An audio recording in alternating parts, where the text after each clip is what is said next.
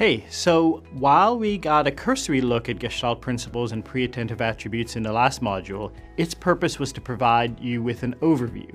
This module will examine more in depth one of these principles and pre-attentive attributes. By the end of this lesson, you will be able to recognize which of the Gestalt principles are used in a visualization and why. So let's get started.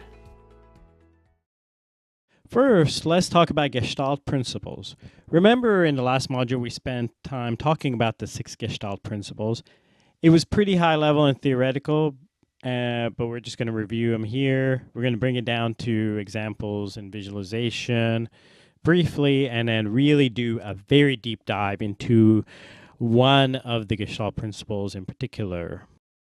So just to review the 6 Gestalt principles, they are proximity. Things close together tend to be more related than things further apart. This is the one that we're going to do the deep dive in just a moment. Second is the Gestalt principle of similarity. Things that look the same tend to be grouped together. The third Gestalt principle is enclosure. It's when we perceive things to belong together when there's a boundary or an appearance of a boundary around a group.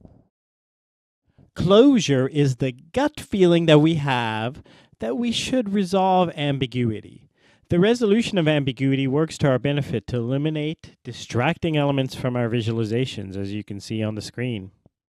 Continuity is when we perceive something to be part of a whole, even if they are with another section. In the sketch I drew on the screen, I'm no artist, we perceive the wavy line to be continuous, even though it is broken up by the green rectangle. In this example, we don't need a row for each division, because it's obvious that the departments go with the top-level division. In fact, we can even save horizontal space by indenting the department under each division. Finally, we come to the principle of connection. This is simply the notion that a line connects two grouped things. If we look at, for example, proximity, which is one of my favorites, I have to say I'm a geography person, so I definitely am very interested in the Gestalt principle of proximity. It was actually part of this is Tobler's first law of geography, which states that, quote, everything is related to everything else, but near things are more related than distant things.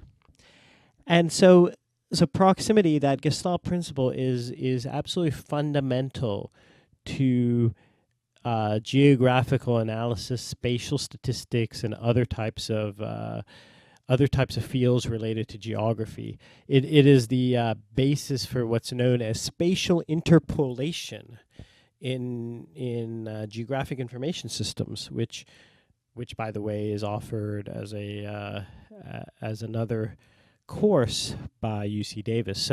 So this particular Gestalt principle has fundamental applications not just in visualization, of course, but across a wide swath of fields. But it also could be used, for example, when you're doing a categorical scatter plot.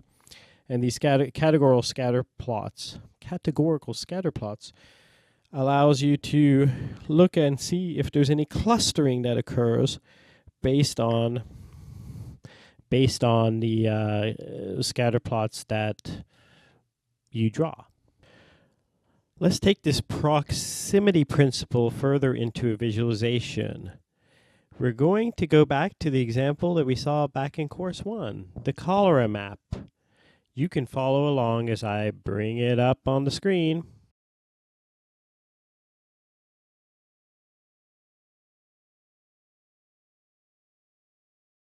The proximity principle implies that there are more relationships to things that are closer to each other than there are to things that are further from each other.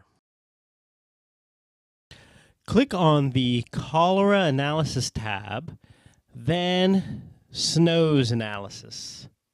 Here you see that the proximity principle is at play. The darker the red, the more deaths. The largest number of deaths occurred right next to the water pump that was infested with cholera. Now, click on Mapping the Results as I'm doing here. Then zoom and pan on the map as I'm doing over to the water pumps to the north. If you see here, there are no cholera deaths at all over there. But as you get closer to the polluted pump, the number of deaths rose. And as you get closer and closer to those polluted pumps, the numbers of death jump quite starkly.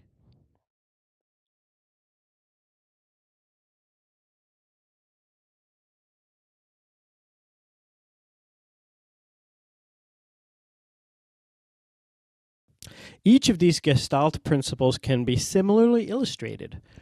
Now, what I'd like you to do is select one of the remaining 5 principles, locate a visualization, or create one that illustrates one of these Gestalt principles, and explain why it is the principle and why it applies to the one that you chose. You can look for them on Tableau Public or some other place. But I think it's important that if you're going to do that, you should document the source of the visualization so that we can know where it's coming from.